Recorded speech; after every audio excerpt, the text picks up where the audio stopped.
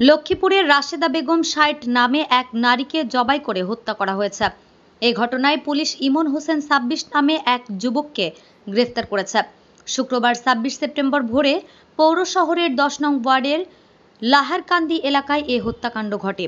নিহত রাশেদা বেগম ওই এলাকার মৃত মোবারক হোসেনের স্ত্রী।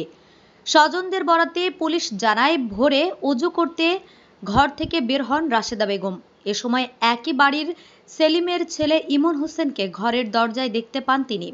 কিছুক্ষণ কথোপকথনের পর ইমন ঘরে ঢুকে দরজা আটকে বটি দিয়ে এলোপাতাড়ি কোপাতে শুরু করেন। এতে ঘটনাস্থলেই মারা যান রাশেদা বেগম। খবর পেয়ে পুলিশ দ্রুত ঘটনাস্থলে গিয়ে ইমনকে আটক করে। পুলিশ জানায়, নিহত রাশেদা বেগম ও ঘাতক ইমন চাচি ভাতিজা সম্পর্কের।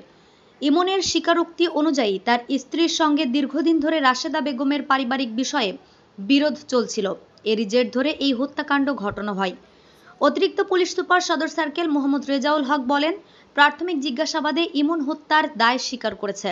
মরদেহ উদ্ধার করে ময়নাতদন্তের জন্য সদর হাসপাতাল মর্গে পাঠানো হয়েছে। এ ঘটনায় আইনি ব্যবস্থা প্রক্রিয়াধীন। যিনি খুন হয়েছেন উনি হলো আমার ছোট খালা। উনি এ বাড়িতে উনি একাই থাকেন। তো আজকে সকাল ৮টার সময় জানতে পারলাম ওনাকে কে বা কাহারা নিখুঁতভাবে হত্যা করছেন। এবং আরসি সরজমিনে দেখলাম যে পুলিশ লাশ এবং সরজমিনে এবং আসামি পাইছেন। ওনার প্রতিবেশী এক ছেলে মাধ্যম হাতে উনি নিখুঁতভাবে খুন হয়েছেন। পারিবারিক কাজকর্ম অনেকদিন থেকে করে আসতেছে এবং ওনাদের সাথে এই ছেলের সাথে খুব ভালো সম্পর্ক।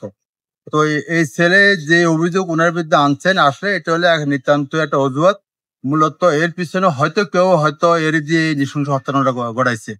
তো আমি আপনাদের মাধ্যমে কর্তৃপক্ষের দৃষ্টি আকর্ষণ করছি এ কারণে যে এর সঠিক তদন্ত করে এবং এই যারা এর সাথে জড়িত, যারা এই ছেলে দিয়ে এই কাজটা এই নৃশংস হত্যাকাণ্ড ঘটাইছে